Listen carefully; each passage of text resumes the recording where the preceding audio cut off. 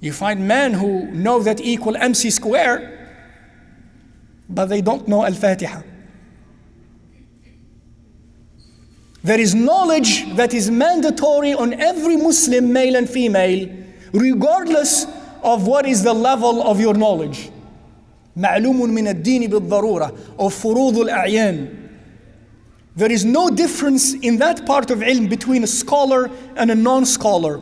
We all must have that knowledge, men and women, as long as we're Muslims. We must. And there is some knowledge that if some have it, the others do not have to have it. If that knowledge exists with sufficiency. We need electrical engineers and physicists and physicians. But if we have enough of them, that's it, it's enough. We don't have, not everybody has to be a physician. But if my daughter is not a physician, or my son is not a physician, the world crumbles, right? But if my daughter doesn't know how to perform salah, doesn't know arkanul iman, doesn't know arkanul islam, doesn't know how to take care of her qalb, of her heart, doesn't know the fundamentals and the constants of morality and of ethics, well, that's okay, as long as she looks like she has a job. And I consider that knowledge and ilm and civility and civilized conduct. Whereas when she doesn't know anything about the source of her own being, of her own life, of her own existence, the purpose for which she was created, or my son for purpose for which he was created, that doesn't bother me. What a fool. What a fool I am. And I have heard Muslims, men and women. Now I cannot give my son a year off of school or 2 years on my daughter to memorize the Quran. I'm afraid they waste their time. It's wasted time. Allahu Akbar. Allahu Akbar. The ilm of the Quran becomes wasted time, and the ilm of grammar becomes well-used time. We have to keep a balance. We have to know our priorities.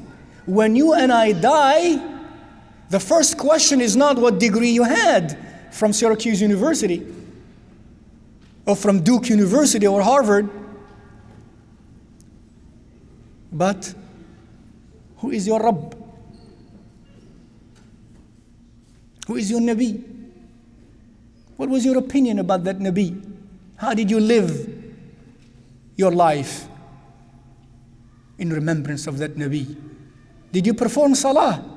The first question that we are asked about pertaining to action done in this world is not whether I had a bank or whether I invented a missile, but did you perform salah or not? Was it on time? Was it with focus or not? These are questions that take precedence before anything else. Yes, every time we spent in this life, every action we commit in this life, we are asked about it. Why, for what reason, and what were the consequences, and how you did that. But there is an order of priority. If we do not pass the test of Tawheed, if we do not pass the test of Salah, nothing will help. Nothing will help.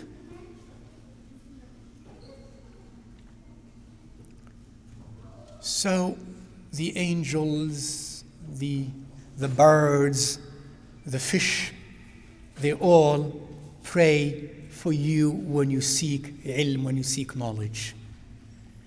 Because at the same time you're celebrating the God that they themselves serve, that the ant and the bees and the birds, they serve and they glorify. Yet at the same time, by seeking knowledge, you are going to give them safety.